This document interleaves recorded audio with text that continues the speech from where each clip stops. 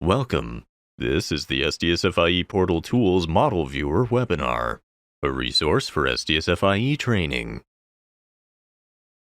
This training resource is designed for all users who at least need to view a model. There are two recommended prerequisites for this webinar: watching the Understanding the Vector Standard video and the SDSFIE Portal and Tool Overview video.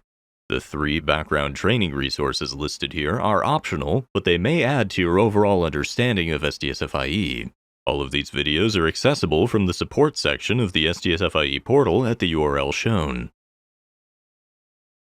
The overall goal for our training resources is that all SDSFIE users understand the purpose, structure, and parts of the SDSFIE family of standards, or standards framework, and how to implement those standards. The specific objectives for this presentation are that the audience gains an understanding of the following: tool access on the SDSFIE portal homepage and the main features of the portal, how to use Model Viewer to select and browse a single model, search single or multiple models, generate LDM in Excel format, generate PDM in PDM spec for import to ArcGIS, and manage models, and other SDSFIE portal tools. The SDSFIE portal contains a set of resources that include web pages that provide background, governance, standard-specific information, and component-specific content, access to the Automated Process Portal, or APP, which is the online system that facilitates the change management process, or CMP, access to support resources, such as recorded webinars, training videos, and user manuals, and a set of tools including Model Viewer, the focus of this video. After a brief overview of the SDSFIE portal homepage layout and contents, I will demonstrate the functionality of the Model Viewer tool. Once logged in, users are presented at the top of the page with a set of cards that link directly to those tools, and a set of cards that link directly to the tool user guides. At present, the available tools are Model Viewer, Model Builder, and the suite of ArcGIS tools. As mentioned, this presentation is focused on the Model Viewer tool, so let's dive in. Although it is not apparent, a separate browser tab is open for the Model Viewer tool. This is consistent behavior for the website. Moving from one web page to another on the site occurs within the same browser tab, and opening a tool occurs within a new browser tab. Once in the browser tab running Model Viewer, the first thing to note is that there are 4 distinct sidebar tabs within this tool, each of which configures the sidebar panel differently. The Model Selection panel accesses the single model browsing capabilities, as well as the single or multiple model search functions. Note that these advanced search capabilities were formerly present in the separate Data Dictionary tool. The Settings panel controls display characteristics of model information being presented, including the version of the name property for model elements and the number of records displayed in the grid view in the larger right-hand pane. The Generate panel provides access to downloads of entire models or sets of entities from a model, and tools that can be run in ArcGIS to import physical models into a geodatabase. Finally, the Model Management panel provides model owners and component managers the means to delete, test, or draft models, publish a model for review, approve a model, or deprecate a model to make room for a new model version. With some of the layout and high-level functions of Model Viewer now understood, we will now look at the features of the browse and search functions, as well as demonstrate some of the user interface configuration options, notably the use of tool tab panels. The first step in browsing the contents of a model at an elemental level is selecting that model.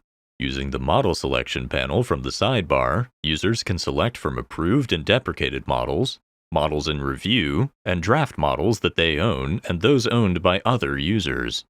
Filtering can be done by component. Without filtering, you can see a list of the gold model and component headquarters models, as well as the models being used for site testing. Here, if we filter on Army, then only their current headquarters level adaptation can be selected. Once a model is selected, the entity tree for that model is added to the bottom portion of the Model Selection panel. It is easy to see in this tree view that the model is hierarchical. Going down from the top level, there are folders that provide organizational structure to the model. For example, in the Army model, the Airfield folder contains 8 entities within its functional area. As explained in the Understanding the SDSFIE Vector or V standard, and the What is SDSFIE V videos, the model can be implemented physically as an Esri geodatabase and the folders as feature datasets. The Collapse All and Expand All tools are useful in examining the higher level structure of feature datasets. By using the Collapse All function, followed by expanding at the model level, I can see all of the 24 feature datasets used by Army. I can expand any one of their folder icons to see the entities that belong to a functional area. For example, the 6 entities in the Cemetery Operations folder. This is a good opportunity to demonstrate the display name option.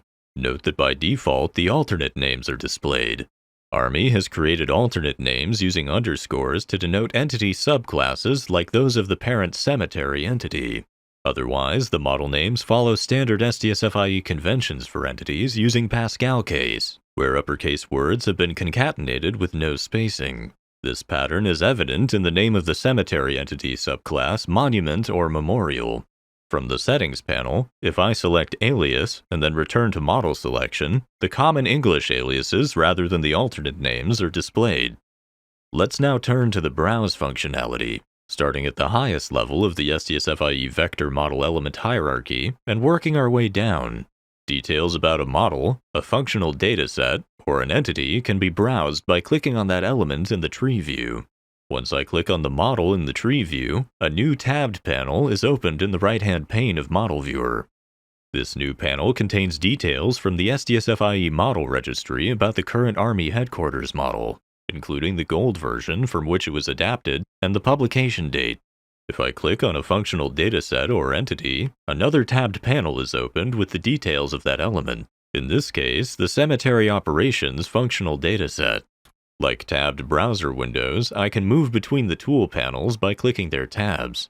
As with the tree view, Model Viewer respects the hierarchical structure of SDSFIE V models.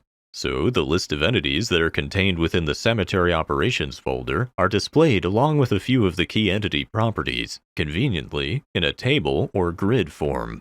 As we will see, a grid will also be used to present the list of attributes within an entity and the list of enumerants within an enumeration. In all 3 cases, for grids of entities, attributes, or enumerants, the grid functions remain the same. First, the columns controls allow the display of properties to be turned on or off. For example, I may just want to only display the model names. I can search for all of the element properties with name in the title and turn off the alternate names. And perhaps I want to view the definitions for this set of entities. Second, I can use the density controls to increase or decrease the row width for more or less compact viewing of element records. Here I left the rows compact. Third, the filter controls allow the display to include subsets of records based on words or text strings found in the values of properties. In this case, I have filtered the 6 records down to 2 by including only those which contain the word marker in the definition. Finally, the export function allows a user to download the grid. The exported file will include the values for the rows and columns chosen for display as either a PDF print file or a CSV file that can be opened in Excel or another spreadsheet or database program. Note that the name of the model or the model element is presented on the Panels tab. Note also that for all model element panels, the type of element and its model name is presented at the top of the panel contents. In this case, showing that Cemetery Operations is a functional dataset within the SDSFIE 4.0.2 Gold Army adaptation. This is important when comparing elements of the same type and with the same name, but from different models. Lower-level model content is revealed as soon as I click on an entity, either from the tree view or in the grid of entities within the Cemetery Operations functional dataset panel. In the Cemetery panel, there are key element properties at the top of the tool panel and an attribute grid with their properties at the bottom. I can minimize the property cards as needed to see more of the lower grid using the controls at the upper right of each. I may also choose to minimize the sidebar pane to give more real estate to the grid. In addition to the blue controls to further configure the grid, there are a set of controls that can be accessed by hovering over the column heading. By clicking on the up arrow that appears, I can sort the grid on the basis of ascending or descending order of the alphabetic or numeric values in the records of the column. I can also toggle between these 2 sort orders for any column by simply clicking on the column title. Hovering over the column title also provides access to the ... or ellipsis icon and a drop-down menu of configuration options and actions, all of which are self-explanatory and/or have been covered already. If I need to change the width of a column, I can click and hold my mouse on the separator bar between column titles and move the bar to one side or the other. One final feature to mention is the standard pagination tool. Recall that the records per page controls for grids are found in the settings panel of the sidebar, which I can change now to view all 26 records on the same grid page. The attribute grid is the location to explore the enumerations used to characterize an entity. For any attribute with a value in the constraining enumeration column, a new enumeration panel is opened with a click of the mouse on the Link To icon that is positioned to the right of the constraining enumeration values. Here in the cemetery feature type enumeration, we see there is our standard grid that in this case has 8 enumerants. The next primary function of Model Viewer to cover is Search. With the Army HQ model selected, executing the Search This Model function opens a new Search tab panel. In the panel, we can see that the search parameters are pre-populated for the selected model. All that is needed is entering a search term. The word fish produces a number of results for entities, attributes, enumerations, and enumerants. I can access the grid for each element type by selecting the Named Grid tab, again with reconfiguration, filtering, and export options available. If I limit the search to just values within the names set of properties by removing the other entries in the Fields to Search parameter selection control, the total number of matched elements is approximately cut in half. The matched entities are just Fish Haven, Fish Passage Structure, and Fishing Location. Searching multiple models uses the same interface and approach as the single model search, but the Search Models button opens a new Search tab panel starting with all selected, pre-populated for the data model search parameter, and maintaining only approved models to be included in the search results. Let's start with the fish search term. In addition to the 5 entities in the Army Headquarters model, there are 64 additional entities in which the word fish occurs in one of the searchable properties.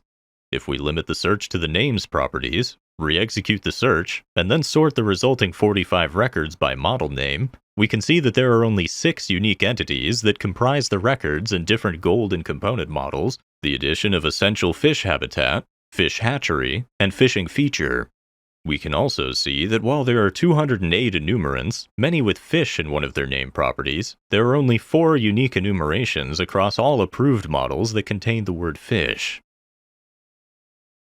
The next function of Model Viewer to cover is Generate. Once a model, like the Army Headquarters adaptation, is selected, then a logical data model, or physical data model, can be generated. Entities can be selected in the tree view in one of 3 ways.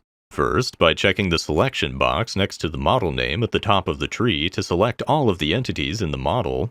Second, by checking one or more selection boxes for entire functional datasets to select the entities contained therein. Or third, checking the individual selection boxes to select entities one at a time. Once the desired model and desired set of entities are selected, then a physical or logical data model can be generated. Let's generate the set of 6 entities in the Cemetery Operations functional dataset. Moving to the Generate panel in the sidebar, we can see that the model name and the entity count is reported. The target for the logical data model is very similar to a collection of the different grid views demonstrated today, with the grids implemented as spreadsheets in a workbook, 1 spreadsheet per element type. This workbook is a useful resource and can be used as a reference for the parent model when creating a new model, or as a data dictionary for a model that your organization has implemented. Hovering over the Generate Logical Model button reveals a tooltip. Run the .bas file from the zip file to format the spreadsheet following the instructions in the readme.txt file. By executing the Generate Logical Model function, a zip file named logicalmodel.zip is created from the portal registry and downloaded to your computer.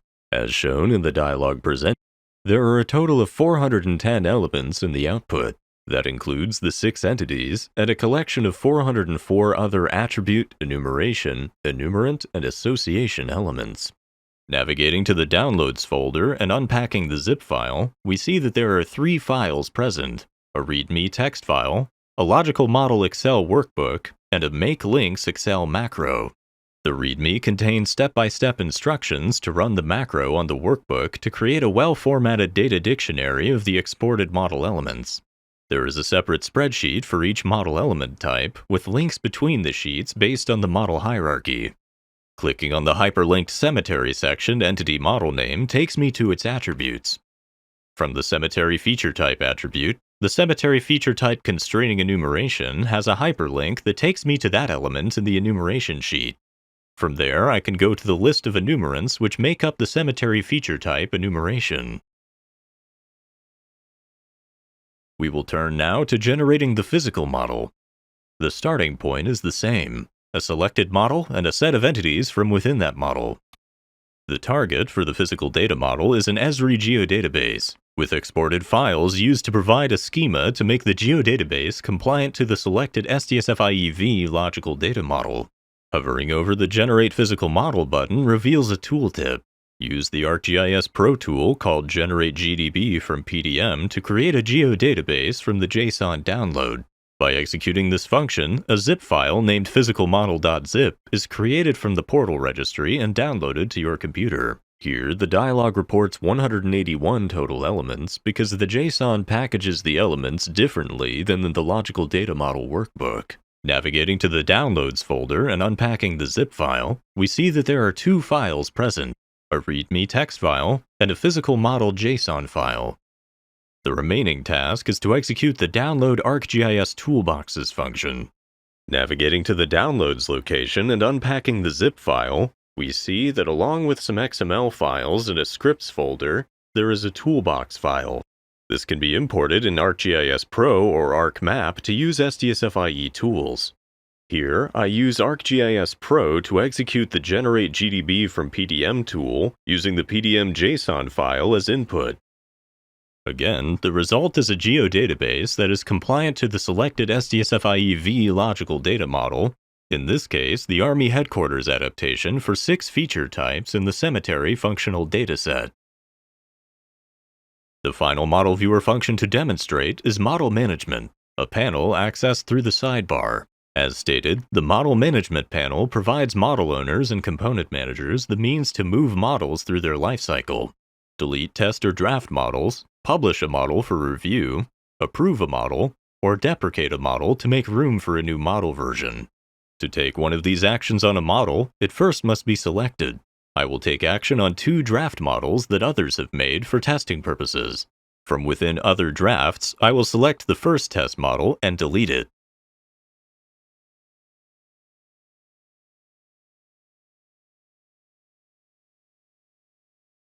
Next, I will select the second test model and publish it for review.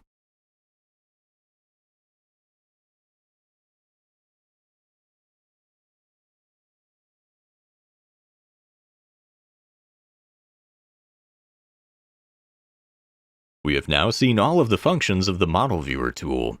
For review, these are: select and browse a single model, search single or multiple models, generate LDM in Excel format, generate PDM in PDM spec for import to ArcGIS, and manage models.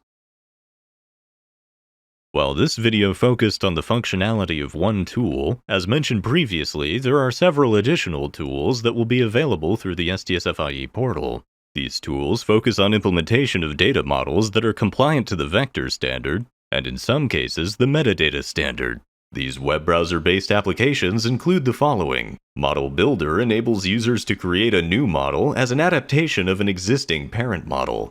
Model Comparator enables users to compare 2 logical models, a parent and an adaptation of that parent, and fully describes their similarities and differences at an elemental level.